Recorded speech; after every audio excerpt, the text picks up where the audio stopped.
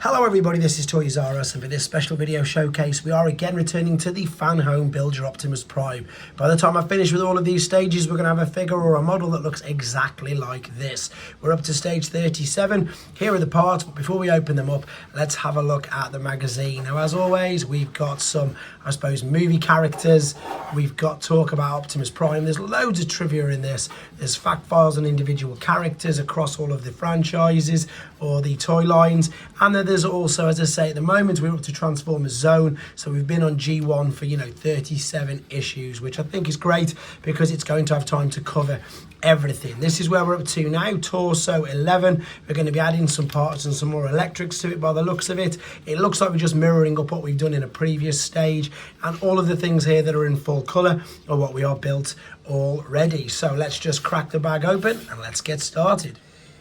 Right then, so set everything free. There's all the individual pieces there. This is what we're looking at doing here, and as I say, it is pretty much marrying up the other side. So let's pop or balance that into there, and then we're looking for a UP screw. Again, guys, if you're new or if you're not followed me up until now, all of the bags are all perfectly labelled up. You really can't go wrong with this, and as I say, I'm not the most advanced model building, I suppose, person in the world, but I've managed to crack on with this, no real issues all the way through it. And again, for anybody who saw the previous stage, which is well, I think it was 2 or 3 ago, which pretty much is, as I say, the opposite side to this, they will know that I totally fluked this. So I'm hoping to be able to do the same. Now what I mean with that is, this is going to go, these 2 tabs there are going to go, dowels are going to go into that side there, and then what we're going to do, we're going to weave this cable through the back of this. It's going to go through this hole here, and last time, as I say, I managed to get it to come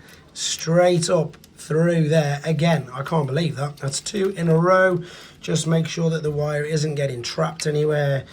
Give it a quick tug around all that. It looks like it's getting caught on something, so what I need to do is just make sure that it's come through without catching onto anything. There we go, pulling it through, and that's managed to go through straight away. Really pleased with that, and as I say, pretty much didn't need any tweezers, didn't need to dig anything out at all. Right, so that's that done. Moving on to 37.2, this bit here, which we can see here, again we have one on there already, so there is a little 2 indentations there. It looks like it's going to go this way around because, again, we want it to marry up. This always scares me, things like this, because obviously this is just a plastic part, and if I break it, which of course I really don't want to, and I don't think I will, but obviously I don't know how I would get a replacement. So I'm going to very carefully, if I can here, use this screwdriver just to press this into here. Hopefully, there we go, that's gone in. So that's a little tip for yourself then, just use something to push it in. Staying on the same side by the looks of it. Yep, we've now got this bit, which is this. This looks like it's going to attach exactly the same as what we've got on that side, so let's copy that as well. So it's going to come up and over. There's the ball and socket. That is going to as well. Little bit of extra pressure. As I say, I'm always super paranoid with these. Has that gone in? What am I doing wrong? Again, it could just be me, guys. As I say, I'm always a little bit, what's the word I'm after? There we go. It does just need a lot of force, and I'm always a bit apprehensive in doing that, in all honesty. Right, moving on. This we need to grab. We had this piece. This is the last piece left over, in honesty, from before.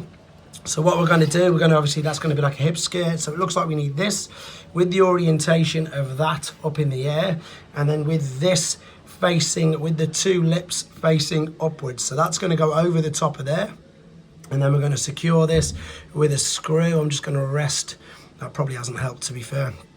I'm just going to get that, line that up, and pop that in again. And while I'm just screwing this in, I'm going to remind anybody, if they want to shout out for whatever reason, it could just be a say hello, just let me know in the comments, because I appreciate anybody who's watching this and listening to me just borderline waffle on making up this particular model kit. Right, let's get rid of that reflection.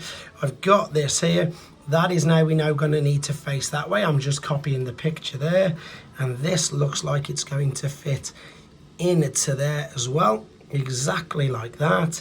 And now what are we looking to do? We're looking to line this up on this side. So I'm looking to copy how that goes in. So if we look on this side, you can see that this attaches under there. So this one is going to do exactly the same.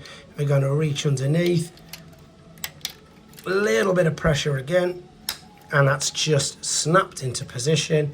There are now the hip skirts as well, and that completes that stage. This is really coming along now, guys. There you go, that's stage 37. On to the next.